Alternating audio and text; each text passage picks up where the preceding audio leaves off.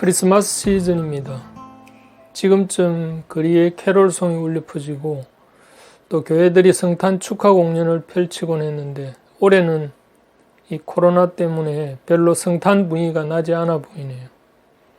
예전에는 성탄절 새벽에 그 동네 마을을 돌면서 새벽송을 하던 기억들도 있는데 어떻든 크리스마스 시즌이 되면 뭔가 평화롭고 낭만적인 분위기가 되죠.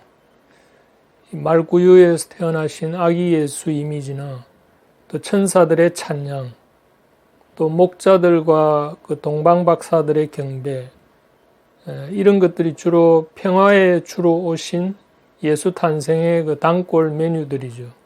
근데 실제 예수님이 탄생할 당시의 이스라엘 모습은 어땠을까 생각해 봅니다.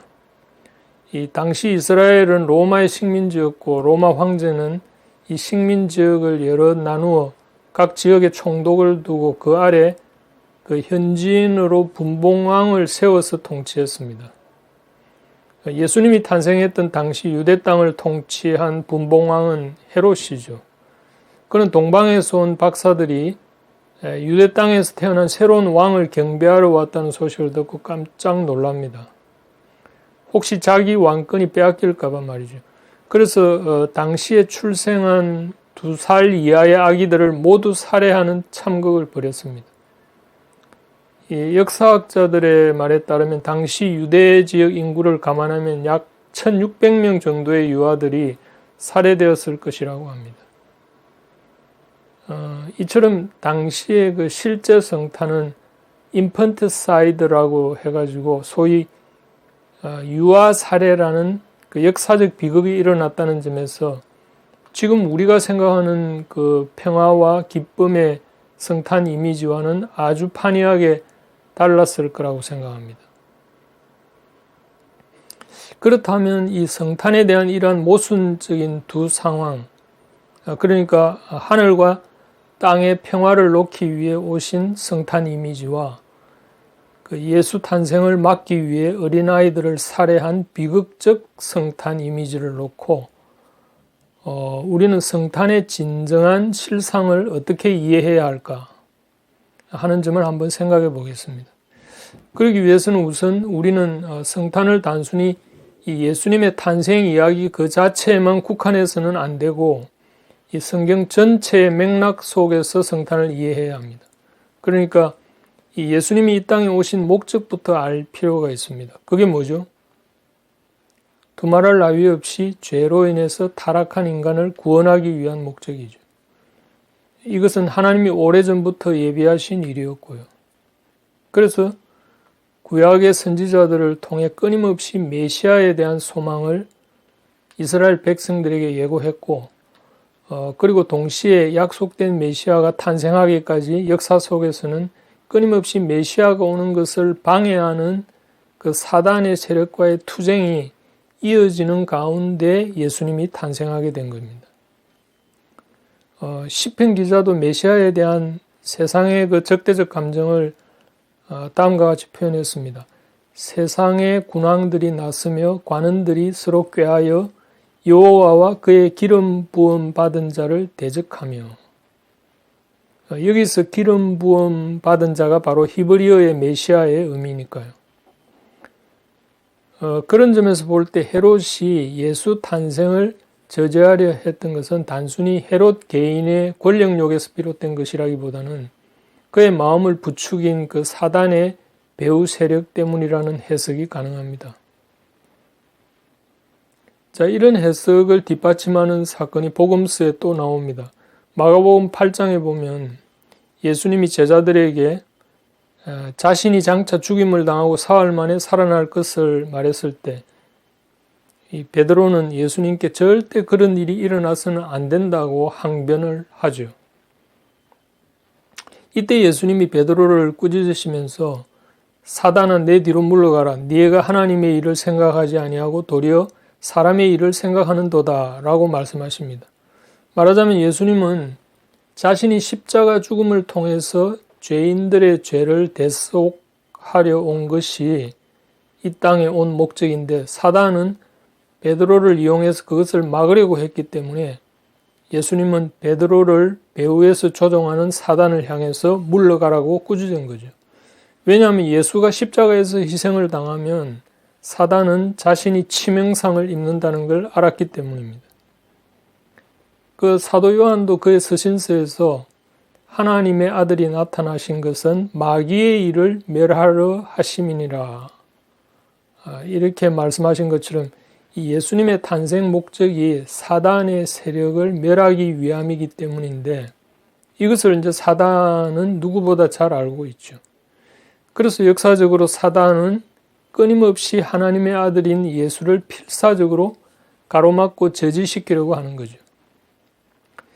그런 점에서 헤롯이 어린아이들을 죽여서라도 예수 탄생을 막으려고 한 것은 이 묵시론적으로 해석하자면 배후에 있는 사단이 헤롯을 이용해서 그렇게 한 거라고 볼 수 있습니다.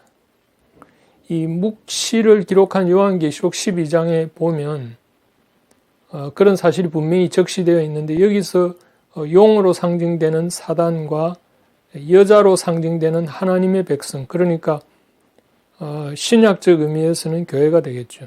그리고 여자로부터 태어나는 아이는 메시아를 상징하고 있는데, 사절을 보면 분명히 용이 해산하려는 여자 앞에서 그가 해산하면 그 아이를 삼키고자 하더니 이라는 표현이 나옵니다.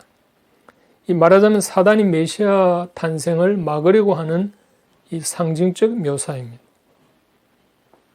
이처럼 예수 탄생과 예수 십자가 희생을 통한 대속의 사건을 막고자 했던 사단의 책략은 실패했지만, 그러나 사단의 세력이 완전히 제거된 것은 아닙니다.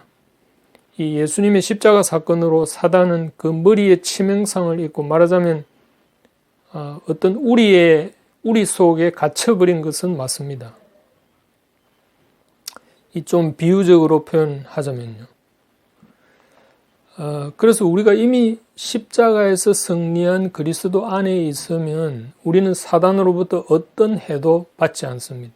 그러나 비록 사단이 그 예수의 십자가 희생으로 치명상을 입고 묶여가지고 우리 안에 갇혀 있다고 해도 그 우리 속에 그 우리의 반경 안에서는 사단이 더욱 사납게 굴 수가 있기 때문에 우리 그리스도인들이 그리스도 밖으로 나갈 때는, 그리스도 밖에 있을 때는 그 사단이 요동치는 우리 속으로 들어갈 수가 있고, 우리는 사단으로부터 큰 해를 입을 수 있다는 것을 알아야 합니다. 그래서 교회 시대가 되면서 이번에는 그 우리에 갇힌 사단이 또다시 예수 믿는 사람들을 박해하는 전략을 사용합니다. 그래서 초대교회 시절의 사단은 그 로마의 네로 황제를 통해 예수 믿는 사람들을 잡아 죽임으로써 그리스도인들을 박멸하려고 한 겁니다. 그러나 초대교회 성도들은 이미 승리한 그리스도 안에서의 주님의 통치 안에 살았기 때문에 어떤 박해에도 굴하지 않고 오히려 기쁨으로 순교할 수 있었죠. 그래서 그 사단의 전략도 3세기경에 전 로마가 기독교화되면서 실패하게 됩니다. 그러나 사단의 필사적인 노력은 여전히 계속되었죠. 그 중세기에 그 전 유럽이 기독교화되니까 이 교회들을 교권주의적 권력 집단으로 만들어서 하나님의 말씀을 왜곡하도록 하는 전략을 사용합니다. 그러나 또다시 종교개혁이 일어나면서 이런 사단의 전략도 실패하게 되었죠. 자, 그러면 21세기가 된 지금은 어떻습니까? 자, 오늘날에 와서 사단은 양면 전략을 구사합니다. 아직 복음이 전파되지 않은 지역에서는 사람들이 예수를 믿지 못하도록 박해하는 전략을 사용하지만, 이미 복음이 전파된 지역에는 허용 전략을 사용합니다.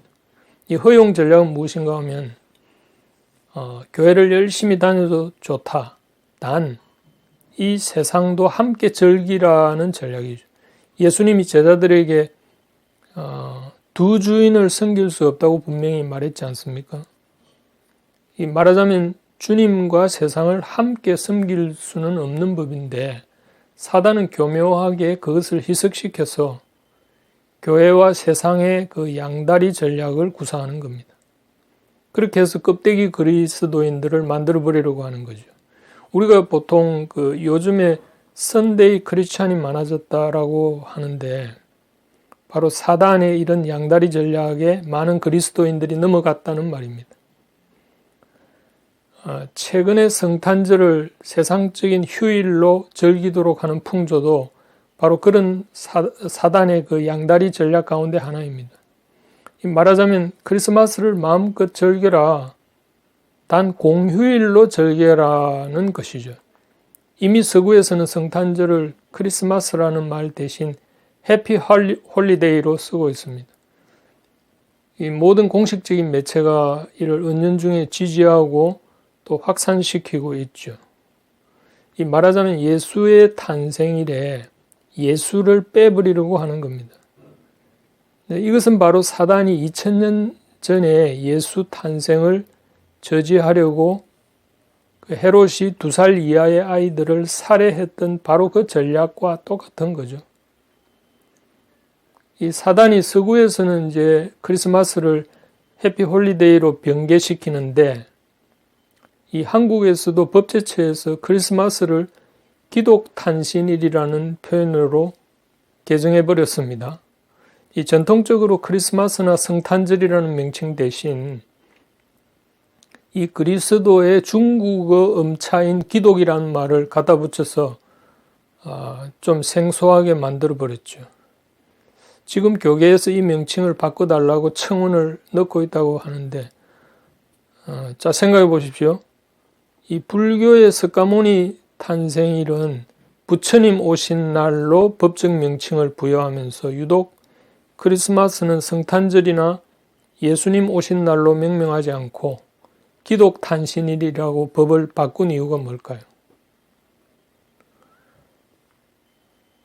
이처럼 우리가 지금 살아가는 이 교회 시대를 이렇게 영적 전쟁 상태로 보는 것, 이것을 신학적으로는 묵시론적 혹은 종말론적 전망이라고 말할 수 있습니다. 우리가 이런 전망 속에서 이 세상을 보면 이 세상의 풍조를 교묘하게 이용하는 사단의 세력은 어떻게 하든지 사람들로 하여금 예수를 멀리하도록 만들려고 하는 전략을 감지할 수 있습니다. 그러나 가만히 생각해 보면 이런 반기독교적 세력과 또 교회를 박해하는 이 무신론의 모든 세상 풍조는 오히려 역설적으로 오직 예수만이 유일한 구원의 길이라는 것을 증명해 주고 있지 않습니까?